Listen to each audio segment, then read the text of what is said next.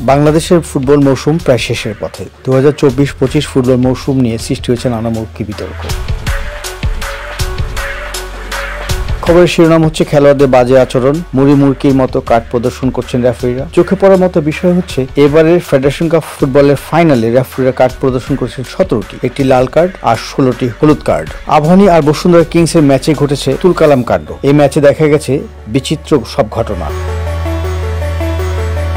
ম্যাচের অফিসিয়ালদের তালিকায় ছিলেন না বিটুরাজ বড়ুয়া। ম্যাচ পরিচালনার দায়িত্বে ছিলেন ভুবন মোহন তালুকদার। সহকারী রেফারি বা লাইন্সম্যান ছিলেন শাহ আলম এবং সুজয় বড়ুয়া। চতুর্থ রেফারি আলমগীর সরকার। রেফারি অ্যাসিস্ট্যান্ট হিসেবে দায়িত্ব পেয়েছিলেন তায়েব হাসান। আর ম্যাচ কমিশনার হিসেবে সুজিত কুমার ব্যানার্জি। কিন্তু খেলার মাঠে ফিফা রেফারি বিটুরাজকে দেখা গেছে ম্যাচ পরিচালনায় সংশ্লিষ্ট থাকতে। তিনি খেলোয়াড়দের সাইনবোর্ড উঠিয়েছেন, এমনকি রেফারি আর লাইন্সম্যানদের বিভিন্ন সময় বিটুরাজের সাথে পরামর্শ করতে দেখা গেছে, যা সবাইকে অবাক করেছে।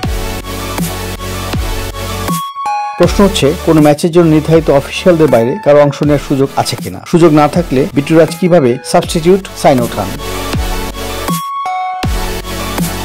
রেফারিদের পরামর্শ দেন। এমনিতেই বিভিন্ন ইস্যুতে বাংলাদেশের ঘরোয়া ফুটবল প্রশ্নবিদ্ধ। নানা অব্যবস্থাপনা নিয়ে চলছে সমালোচনা, মাঠের নিরাপত্তা নিয়ে উঠেছে প্রশ্ন। এখন দেখা যাচ্ছে রেফারিদের কর্মকাণ্ড প্রশ্নের সম্মুখীন। অন্তত বিটুরাজের ঘটনায় প্রশ্ন তো তোলাই যায়।